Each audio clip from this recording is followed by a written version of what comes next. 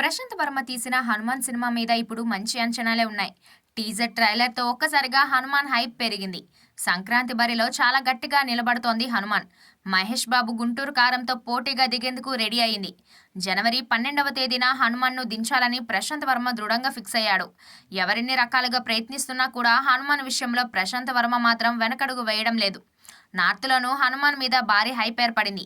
అందుకే 'హనుమాన్'ను post phone గానీ, pre phone గానీ చేసేందుకు ఇష్టపడటం లేదు. 'హనుమాన్'ను వీలైనంతగా ప్రమోట్ చేసేందుకు ప్రశాంత్ వర్మ తెగ ప్రయత్నిస్తున్నాడు. ఈ క్రమంలోనే రకరకాలుగా ప్రమోషన్స్ చేస్తున్నాడు.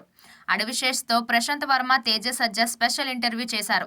ఇక ఇందులో అడవిశేష్, ప్రశాంత్ వర్మ, తేజ సజ్జలు ఎన్నో ముచ్చట్లు పెట్టుకున్నారు. సినిమా గురించి ఎన్నో విషయాలు పంచుకున్నారు. అయితే అడవిశేష్ 'హనుమాన్' టీజర్ ట్రైలర్లు చూసి ఫిదా అయ్యాడట.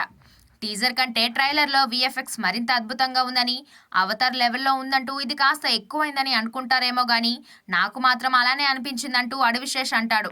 దానికి ప్రశాంత్ వర్మ తన స్టైల్‌లో సమాధానం ఇస్తాడు. 'హనుమాన్' అనేది తాను అనుకున్న కథలో ఒక చిన్న పాయింట్ అని, ఒకవేళ 'హనుమాన్' క్లిక్ అయితే, వర్కౌట్ అయితే 'అవతార్'ను మించేలా సినిమా తీస్తానని చెప్పుకొచ్చాడు. తాను ఇప్పుడు వీఎఫ్ఎక్స్ గురించి బాగానే తెలుసుకున్నానని, ఈ చిత్రం ప్రారంభించినప్పుడు అంతగా అవగాహన లేకపోయినా రోజు నేర్చుకుంటూ వచ్చాడట. ఇప్పుడు వీఎఫ్ఎక్స్ మీద పట్టు వచ్చిందట. అయితే 'అవతార్'ను మించేలా తీస్తానని చెప్పడంతో ప్రశాంత్ వర్మది కాన్ఫిడెంట్ కాదని, ఓవర్ కాన్ఫిడెంట్ అని జనాలు ట్రోల్స్ చేస్తున్నారు. మరి ప్రశాంత్ వర్మ భవిష్యత్ అంతా కూడా 'హనుమాన్' మూవీ రిజల్ట్ మీదే ఉందన్న సంగతి తెలిసిందే. సంక్రాంతి బరిలో 'హనుమాన్' ఏ మేరకు ఆకట్టుకుంటుందో చూడాలి.